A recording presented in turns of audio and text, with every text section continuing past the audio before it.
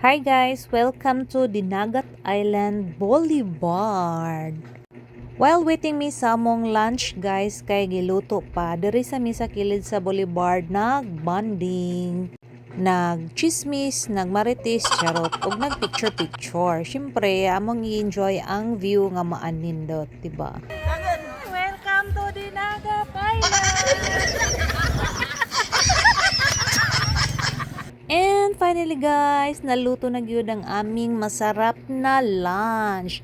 Puro seafoods gid ni siya guys, kay mao gini ang among gi-request nga sudanon sa lunch. Kani guys, paborito kayo namo ni lima-lima, lambay, sinugba nga isda, kinilaw, sinabaw nga isda ug naapagyoy tuyom guys. Kalimtan sa namo ang among allergy ani guys, kay lami kayo ang sudan. My god, seafoods. Wow, sarap, fresh pagid kaayo.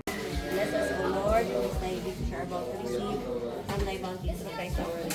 Amen. Thank you, Lord, sa food. Welcome to Dinagat.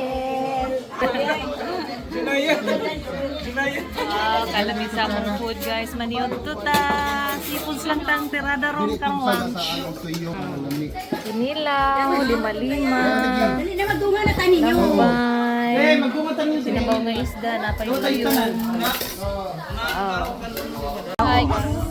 Hi, magmotor-motor sa mi. Yeah. Ang biyahe din na mo guys, from Surigao City to Dinagat, nang sakay mi og lansya is mga 1 hour kapin. Tapos pag abot na mo og San Jose guys, nagsakay na pod mi og bao-bao padulong sa White Beach, mga 1 hour pod kapin nakaabot mi diri. Tapos guys, nagstay mi sa balay sa igagaw ni Kuya Jobel, ang Lisondra family. Shout out di ay Kuya Tatang, auntie and uncle. Salamat kaayo sa inyuhang pagpastay sa inyuhang balay.